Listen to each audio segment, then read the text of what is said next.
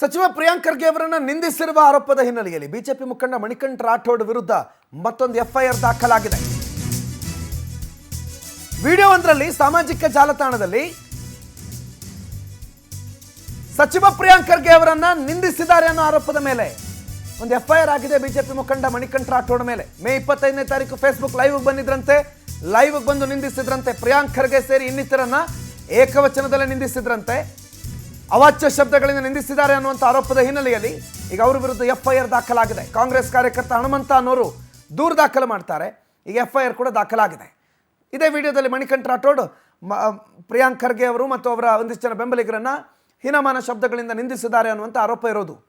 So ಏಕಾಏಕಿ ಅವರ ಮೇಲೆ ಎಫ್ಐಆರ್ ದಾಖಲಾಗಿದೆ. ಕಾಂಗ್ರೆಸ್ ನಾಯಕ ಅವರ ವಿರುದ್ಧ ಮಾತಾಡಿರುವಂಥ ಅವಾಚ್ಯ ಶಬ್ದಗಳ ಹಿನ್ನೆಲೆಯಲ್ಲಿ ಕಾಂಗ್ರೆಸ್ ಕಾರ್ಯಕರ್ತನ ದೂರನ್ನು ಆಧರಿಸಿ ಬಿಜೆಪಿ ಮುಖಂಡರ ಮೇಲೆ ಎಫ್ಐಆರ್ ದಾಖಲಾಗಿದೆ. ವರ್ಷ ಆಯ್ತು ಅಲ್ಲಿ ಕಲಬುರಗಿದಾಗ ಮನೆ ಮಾಡಿರು. ಕಲಬುರಗಿ ಜಿಲ್ಲಾ ಎಲ್ಲಿ ನೋಡ್ಕೊತ ಹೋಗು. ಆ SP ಗೆ 2 ವರ್ಷ ಐತಿ, 3-4-5 ವರ್ಷ ಆಯ್ತು ಅವ್ನಿಗೆ ಅಲ್ಲೇ ಇಡ್ತಿ. ಈ ಫೌಜಿ ತರುಮಗ್ ತಂದಿ 1-2 ವರ್ಷ ಆಯ್ತು ಅಲ್ಲೇ ಇಡ್ತಿ. ನಿನಗೆ ಯಾರ್ಯಾರು ತಂದು ಕೊಡ್ತಾರ ಅವ್ರಿಗೆ ಹಿಡ್ಕೊಳತಿ. ಅವ ಐಜಿನು ತಂದು ಕೊಡ್ತಾನೆ ಹಿಡ್ಕೊತಿ. ನಿನ್ನ ಯಾರು ಜೇಬ್ ತುಂಬತ್ತಾರ ಗೊತ್ತದ, ಆ ಐಜಿದ ಎಷ್ಟು ಪ್ರಾಪರ್ಟಿ ಅದು ಗೊತ್ತದ, ಅವ ಯಾವ ಹಗರಣದ ಗೊತ್ತದ, ಇದ್ದಿದ್ದು ಗೊತ್ತದ. ಈ ಯಾರ್ಯಾರು ನಿನ್ನ ಅಧಿಕಾರಿ ಚಮಚಗಳು ಎಷ್ಟು ಮಂದಿದ ಅಕೌಂಟ್ ನಂಬರ್ ಡಿಟೇಲ್ ಕೆ ಸಾಥ್ ಫ್ಯಾಮಿಲಿ ಅವರ ಪ್ರಾಪರ್ಟಿ ಕೆ ಸಾಥ್ ಎಲ್ಲ ನಂಬರ್